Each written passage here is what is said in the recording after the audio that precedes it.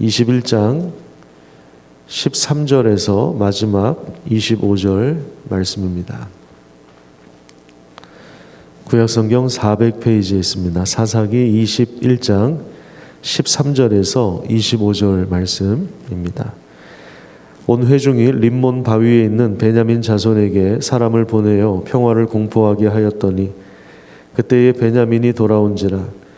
이에 이스라엘 사람이 야베스 길르앗 여자들 중에서 살려둔 여자들은 그들에게 주었으나 아직도 부족하므로 백성들이 베냐민을 위하여 뉘우쳤으니 이는 여호와께서 이스라엘 지파들 중에 한 지파가 빠지게 하셨음이었더라. 회중의 장로들이 이르되 베냐민의 여인이 다 멸절되었으니 이제 그 남은 자들에게 어떻게 하여야 아내를 얻게 할까 하고 또 이르되 베냐민 중 도망하여 살아남은 자에게 마땅히 기업이 있어야 하리니 그리하면 이스라엘 중에 한 지파가 사라짐이 없으리라. 그러나 우리가 우리 딸을 그들의 아내로 주지 못하리니 이는 이스라엘 자손이 맹세하여 이르기를 딸을 베냐민에게 아내로 주는 자는 저주를 받으리라 하였음이로다 하니라. 또 이르되 보라 베델 북쪽 르보나 남쪽 베델에서 세겜으로 올라가는 큰 길 동쪽 실로에 매년 여호와의 명절이 있도다 하고 베냐민 자손에게 명령하여 이르되 가서 포도원에 숨어 보다가 실로의 여자들이 춤을 추러 나오거든 너희는 포도원에서 나와서 실로의 딸 중에서 각각 하나를 붙들어 가지고 자기의 아내로 삼아 베냐민 땅으로 돌아가라.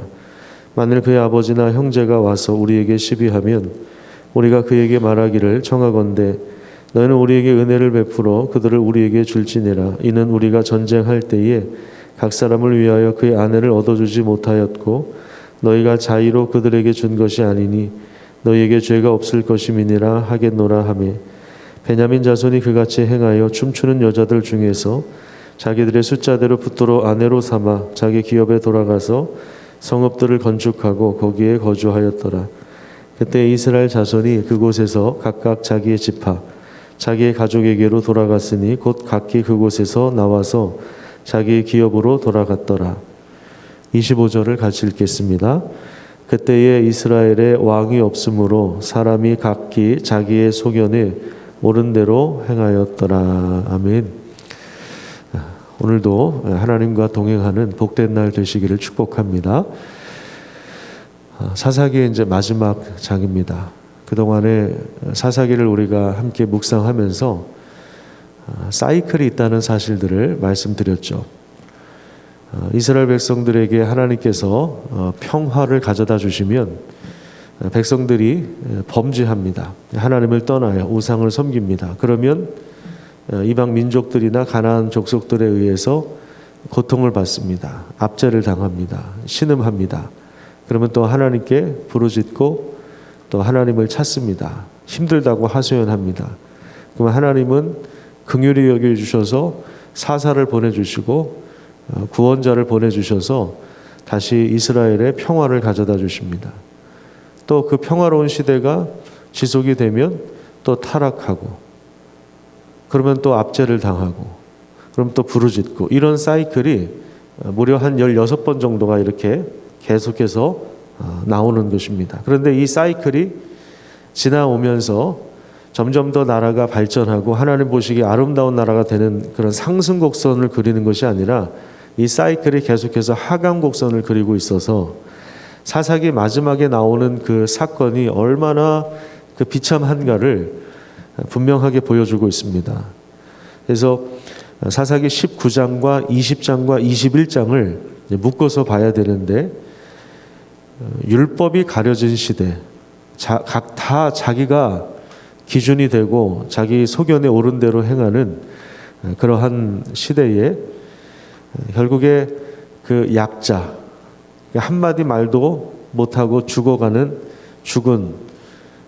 자기 몸이 토막이 난 그 여인, 이 여인이 사회의 온갖 불의와 그 죄악을 자신의 몸으로 이렇게 오롯이 받아내는 이런 그 끔찍한 실상들을 사사기 마지막에서 고발하고 있고, 한 가정에서 일어난 이런 비극적인 참사가 결국에 이스라엘 동족 간의 전쟁으로 벌어집니다.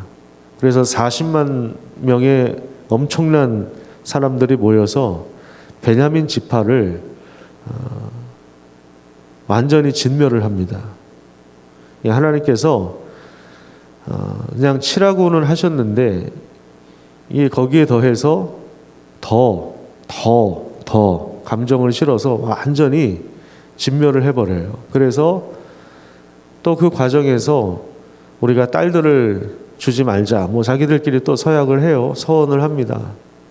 그리고 나니까 또 우리 12지파 중에 베냐민 지파가 완전히 없어질 거다 그러면서 또 울고 자기들끼리 하나님 왜 이러셨습니까? 또 그래요. 이 일은 다 자기들이 해놓고 하나님 왜 이럽니까? 이렇게 또 이야기를 합니다. 그죠? 그래서 어떻게 해야 되느냐? 길르앗 야베스 남자들을 죽여서 여인들을 강제로 데리고 오죠. 그래도 200명이 부족하니까 오늘 본문에 보면 실로에 있는 여자들 무도회장에 가서 납치를 해와요. 그러니까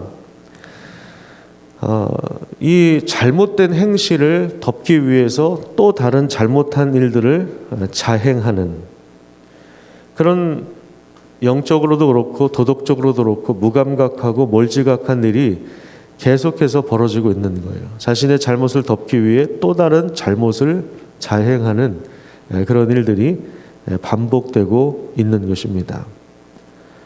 하나님을 왕으로 삼지 않는 사회는 자신의 어떤 상황과 형편에 따라서 약자에게 불의를 행하고 또 다른 죄를 계속해서 양산해내는 것입니다. 이스라엘 백성들이 하나님의 말씀에 순종해서 가나안 땅을 점령하고 그리고 거기에 하나님이 다스리시는 거룩하고 복된 나라를 만들어서 모든 민족을 섬기는 그런 놀라운 비전을 주셨지만 이스라엘 백성들은 결국에 죄 때문에 자기의 동족을 완전히 말살시켜버리는 이러한 어처구니 없는 전쟁. 그러니까 이 전쟁은 사실은 승자 없는 전쟁입니다. 승자 없는 전쟁. 한번 따라서 해보세요. 승자 없는 전쟁. 싸움에는 명분이 있어야 됩니다. 그리고 하나님의 전쟁에는 우리가 참여하는 것이 옳습니다. 그런데 이거는 승자 없는 전쟁이 벌어지는 거예요. 이것이 이제 사사시대의 혼란을 그대로 보여주고 있습니다. 하나님을 왕으로 삼지 않는 그 사회는 끊임없이 불의를 양산해내고 또 특별히 25절 그러니까 마지막 메시지는 이 사사시대의 그 혼란의 원인을 정확하게 진단하는 말씀이면서 어두운 현실을 그대로 적나라하게 노출하는 그러한 말씀입니다. 우리 다시 한번 25절 말씀을 읽도록 하겠습니다. 시작. 그때에 이스라엘에 왕이 없으므로 사람이 각기 자기 소견에 옳은 대로 행하였더라. 아멘. 다 자기가 왕 노릇하고 있는 거예요.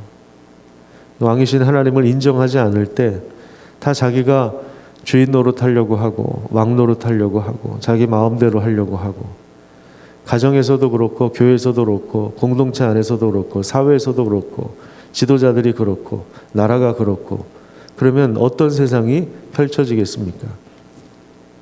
사사기 19장, 20장, 21장에 나온 그 끔찍한 상황이 사실은 지금도 재현되고 있고 재현될 수 있다는 분명한 경고를 사사기서는 우리에게 던져주고 있는 것입니다. 우리는 여기에서 교훈을 받아야 됩니다. 그래서 우리 모든 상황 가운데 하나님의 다스림이 무엇인가?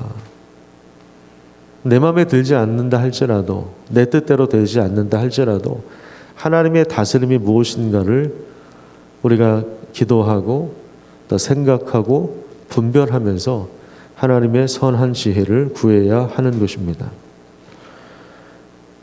자기 소견에 옳은 대로 살아가는 삶이 아니라 하나님의 소견에 옳은 대로 살아가야 하는 것입니다. 그런 면에서 이 새벽 시간, 이 귀한 시간은 그저 나의 개인적인 어떤 욕망을 이루기 위한 그러한 탐욕을 정당화시키기, 탐욕을 신앙으로, 기도로 포장하는, 그래서 내가 원하는 것을 얻어내려고 하는 그런 시간이 되어서는 안 됩니다.